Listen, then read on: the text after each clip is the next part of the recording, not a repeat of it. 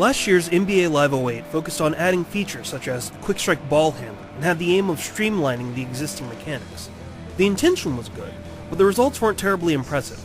So NBA Live 09 promised to return to basketball fundamentals by focusing a little more on play calling and strategy.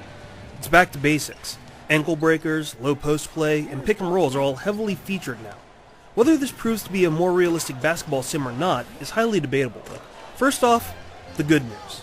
The new pick and roll system works really well. You press the button and the game automatically sets a pick, and the amount of time you depress the button determines if you either cut to the basket before the actual pick, roll like normal, or you slide and pop out.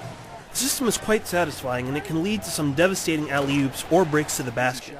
Also new are quick strike ankle breakers, which are tied to the right stick. This does work technically. Hesitation steps and crossovers can give you a head start by a few steps. But the rampant rubber banding present in the game destroys any benefit this might give you. Oftentimes, the tempo of the game slows down, and defenders catch up for inexplicable reasons. But still, this isn't realistic at all. The fastest players in the game shouldn't be shut down by some funky rubber band effect. Another disappointment is the new lockdown control, where you can immediately put a body on a ball handler with the left stick. This does make low post play much more involved because there's a lot of guesswork of what exactly the ball handler is going to do, just like in a real game.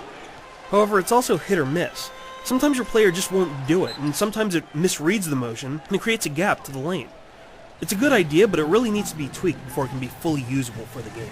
However, the main addition to NBA Live 09 is the dynamic DNA system. It basically takes info and stats that's gathered by Synergy Sports Technologies and updates your game with this data every day. This means if a player is traded or injured during the current season, that will happen in the game too. This also extends to team and player behavior. If a player's been sinking threes like no tomorrow, that info will be put into the game. Now this sounds pretty cool, but there are a few problems with it. For one, the new season starts in a month, so people will have to wait to fully use this feature. For another, if you're not a major stat head, chances are you either won't care or you won't notice this at all when you're playing. You can play based on the DNA stats that pop up during the game, but oftentimes it's irreverent info. Sometimes you'll score from the low post and you'll get a stat about the perimeter.